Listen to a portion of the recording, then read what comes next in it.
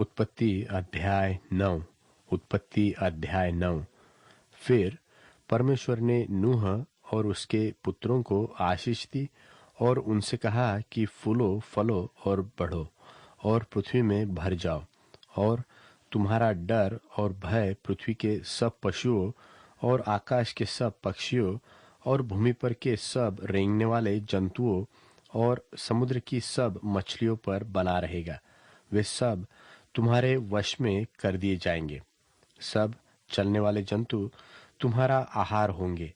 जैसा तुमको हरे हरे छोटे पेड़ दिए थे, वैसा ही अब सब कुछ देता हूँ।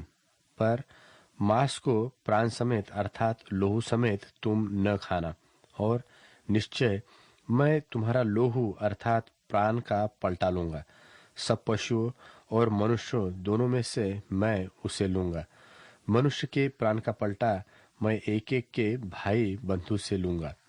जो कोई मनुष्य का लोहू बहाएगा, उसका लोहू मनुष्य ही से बहाया जाएगा, क्योंकि परमेश्वर ने मनुष्य को अपने ही स्वरूप के अनुसार बनाया है।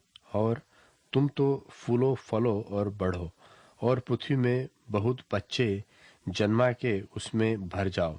फिर परमेश्वर ने नूह और उसके पुत्रों से कहा, सुनो, मैं तुम्हारे साथ और तुम्हारे पश्चात जो तुम्हारा वंश होगा उसके साथ भी वाचा बांधता हूँ, और सब जीवित प्राणियों में से भी जो तुम्हारे संग है, क्या पक्षी, क्या घरेलू पशु, क्या पृथ्वी के सब बनेल पशु, पृथ्वी के जितने जीव जंतु जहाज से निकले हैं, सबके साथ भी मेरा यह वचन है, मेरी यह वाचा बनती है।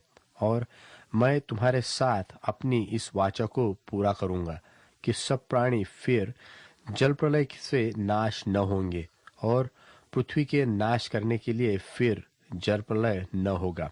फिर परमेश्वर ने कहा, जो वाचा मैं तुम्हारे साथ और जितने जीवित प्राणी तुम्हारे संग है, उन सब के साथ भी युग युग की पीढ़ियों के लिए बांधता हूँ, उसका यह चिन्ह है कि मैंने बादल में अपना धनुष रखा है।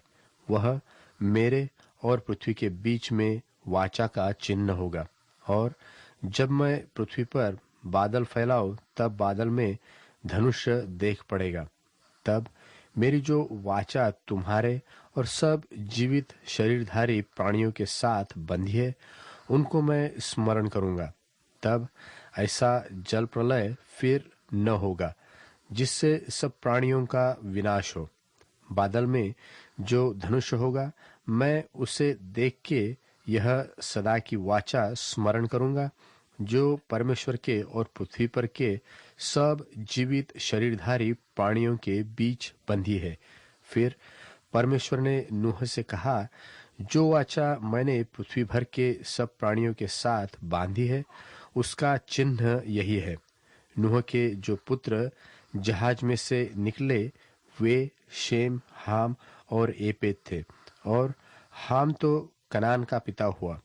नूह के 3 पुत्र यही है, और इनका वंश सारी पृथ्वी पर फैल गया। और नूह किसानी करने लगा और उसके दाख की बारी लगाई, और वह दाख मधु पीकर मतवाला हुआ और अपने तंबू के भीतर नंगा हो गया। तब कनान के पिता हाम ने अपने पिता को नंगा देखा और बाहर आकर अपने दोनों भाइयों को बतला दिया।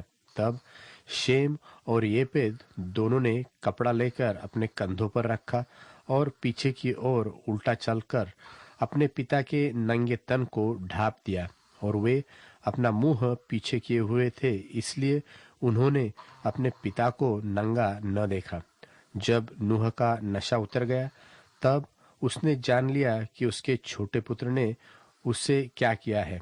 इसलिए उसने कहा, कनान शापित हो, वह अपने भाई बंधु के दासों का दास हो। फिर उसने कहा, शेम का परमेश्वर यहोवा धन्य है, और कनान शेम का दास होए। परमेश्वर एपेत के वंश को फैलाए, और वह शेम के तंबुओं में बसे, और कनान उसका दास होए। जल प्रलय के पश्चात नूह 350 वर्ष जीवित रहा और नूह की कुल अवस्था 950 वर्ष की हुई। तत्पश्चात वह मर गया।